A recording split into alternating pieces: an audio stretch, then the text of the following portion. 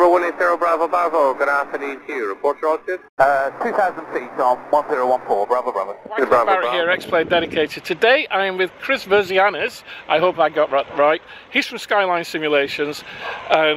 Skyline have done all sorts of stuff. They've built some incredible airports. And the one thing I like about Skyline is that they don't make any fuss. They don't make big announcements, but then all of a sudden the airport arrives, the scenery arrives. So we'll have a few questions with Chris, we'll see how it goes, and we'll take it from there. So hi Chris. Hello. Nice to see you. How are you? Nice to see you here in Cardiff. Yeah, Cardiff. Beautiful place.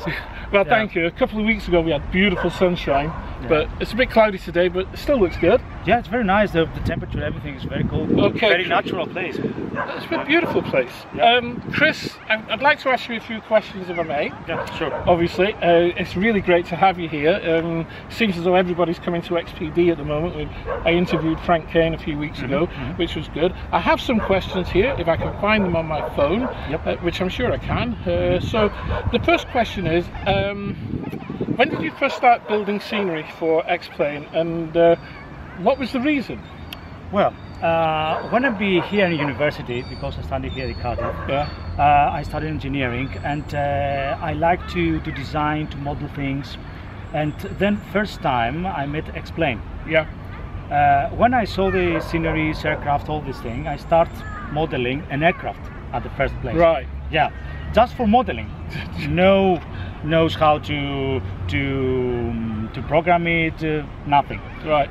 Then at the X company, I had the Icarus simulations. Icarus, yeah, I remember. We start the Mykonos before 6 years ago. Yeah. 6 years ago, without knowledge of Xplane, you know, step by step, learning every day. Yeah. We start Mykonos. Well, that was our first airport, and I thought I can say I really enjoy it. Yeah. Yeah. When I first got Xplane, of course there was no Cardiff Airport, and Cardiff is my hometown, so I developed Cardiff Airport, and I think I did about 20 or 30 airports, but I knew that I would have to stop because my skills were not good enough in terms of texturing, 3D modeling. Yeah. So how long did it take you to kind of get to grips with 3D modeling and texturing? To be honest, the most demanding part of designing is texturing. Yeah. Because texturing is very artistic. Yeah. Requires very artistic skill. Yeah. And well, that was good for me because I'm a painter. Yeah. Well, then you know, I took about 1 year. A year? Yeah, to learn everything. You know, to learn wet. Yeah. To know how to modeling right, how to modeling for good performance, how to make good textures, good looking textures. Yeah. So 1 year was the time to spend to learn. Okay. Cut. My next question then is: have you always developed for Xplane, or did you mess around with the other simulators? When I met the world simulation, I started with the FSX. Yeah. That was my first simulation, and when I saw it, I said, "Wow, this is good simulator." Yeah. And then I had a couple of my friends. They told me, "Come on, Chris, use Xplane. It's good." Yes, it's good, but you know, it's OpenGL. The other one's DirectX, and you know, maybe the graphics are more smoother. You know, and then I tested, and I'm impressed when I test Xplane because the physics. A wasp? Yeah, one flying fighter. And go away. And then, all right. And then when I said the Xplane simulator, I'm impressed about the flight physics and the good looking airports, the color more sharp. Then at the first place I start modeling for Xplane. Brilliant, brilliant. One of the things that I was impressed about Xplane when I first saw it was the flight dynamics. The flight dynamics are incredible, and the whole notion of blade element theory is just, I think it's inspired. And I don't know whether you've ever met Austin Mayer or not, or ever spoken to him, but he's a little bit crazy. You know, he's a little bit like Einstein. There's a very thin line between crazy and not crazy. Yeah. But he is brilliant. How many people work at Skyline? Is it you, or have you got a few others? No. In total, we are 5 people. Yeah. Every people have specific, specialization about work in the company. And also we cooperate with other companies as well, Yeah. because we start modeling for P3D as well. Oh, right. Yeah, and our last airport was the Cincinnati. Fantastic airport. Thank you. It's very, very good airport. It just took about 1 year Yeah. to model it. And we like to convert this Cincinnati for P3D FSX as well. Let me ask you a question. Yep. You're a Greek man. You live Yeah. in Thessalonica. Yes. Yeah. With a beautiful wife who's behind the camera. Nice. Thank you. And I've lived in Greece for a while, but I'm a little bit confused. Why are you designing American airports? To be honest, because Xplane is the majority of customers of Xplane are from the US, Right. and Xplane is US. Yeah. Okay, this is the major reason. Yeah. But we're not stick for American airports as well, because now we start modeling for European airports as well, like Treni, Yeah. the Italian, small Italian for good VFR flights, Yeah. and we try to expand, our developing possibilities in Europe. So it's just makes good business sense, really. The reason Yes. why. Yeah, I can Yes. understand Yeah. that. Okay. So I was going to say, how do you choose your airports? But I think you kind of answered that.